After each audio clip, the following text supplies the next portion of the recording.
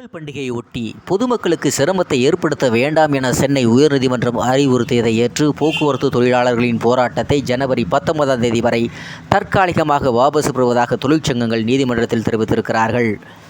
6 அம்ச கோரிக்கைகளை வலியுறுத்தி சில போக்குவரத்து தொழிற்சங்கங்கள் தமிழகத்தில் கடந்த 2 நாட்களாக வேலைநிறுத்த போராட்டம் நடத்தி வருகிறார்கள்.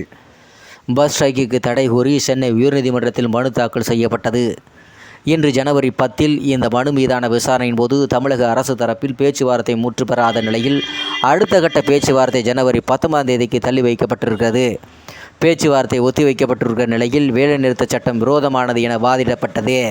இதனை அடுத்து உயர்நீதிமன்ற தலைமை நீதிபதி அரசும் போக்குவரத்து தொழிலாளர்களுக்கும் இந்த விஷயத்தில் ஏன் பிடிவாதமாக இருக்கின்றனர், போராட்டம் நடத்த உரிமை இருக்கிறது, பண்டிகை நேரத்தில் போராட்டம் நடத்துவது முறையற்றது, போக்குவரத்து தொழிலாளர்களின் வேலைநிறுத்த போராட்டம் பண்டிகை காலத்தில் தேவையா என கேள்வி எழுப்பினார்.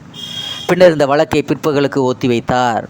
பிற்பகலில் மீண்டும் நடைபெற்ற விசாரணையின் போது ஜனவரி 19ஆம் தேதி வேலைநிறுத்த போராட்டத்தை தற்காலிகமாக நிறுத்தி வைப்பதாக தொழிற்சங்கங்கள் நீதிமன்றத்தில் தகவல் தெரிவித்தன.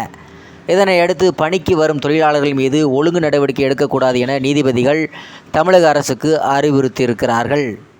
நன்றி, வணக்கம்.